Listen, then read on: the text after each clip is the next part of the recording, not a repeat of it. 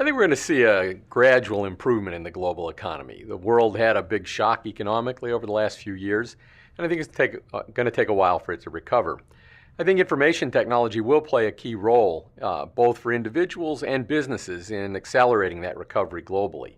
I think for individuals, many of whom are concerned about employment, information technology gives them both a way to get reskilled in some cases and certainly the ability to access more job opportunities.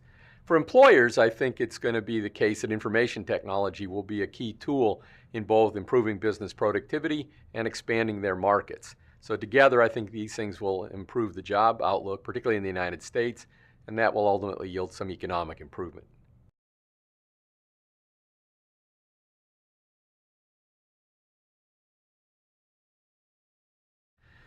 We're clearly in a time where the economic development is much more rapid in the emerging economies, particularly the big ones like China and India. As a result, businesses are going to have to make adjustments, both in those countries and around the world, in order to capitalize on that growth. In terms of the export economy from the established environment, they're going to have to use a lot of new techniques, both in terms of how to deliver their products and design them for those environments, and to be very efficient in their delivery.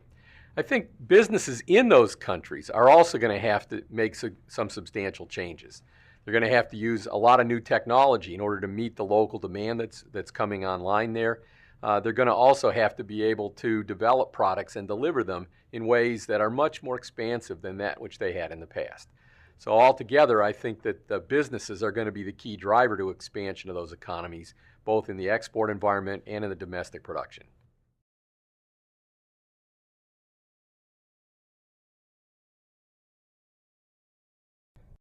In order for the world to become a stable place in this newly interconnected environment, we're going to have to see some new norms emerge. I think these are going to be in several forms. One, of course, to the extent that human rights can be a norm that is fairly uniform, that'll go a long way. Transparency in governments on a global basis will increasingly assist with that as well. But I think there's going to be some new norms that are also required in this cyberspace component that is now a big factor of our global society.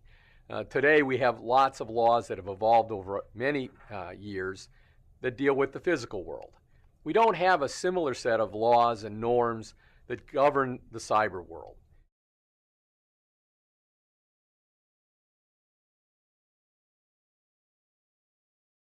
I think we are in a world where there is a substantial amount of risk of a type that we didn't have before. In part, this comes from the fact that we have so many interconnected systems that everybody is dependent on now. And in fact, the risk is accelerated because the speed at which these systems operate on a global basis is unlike anything that mankind has ever really known.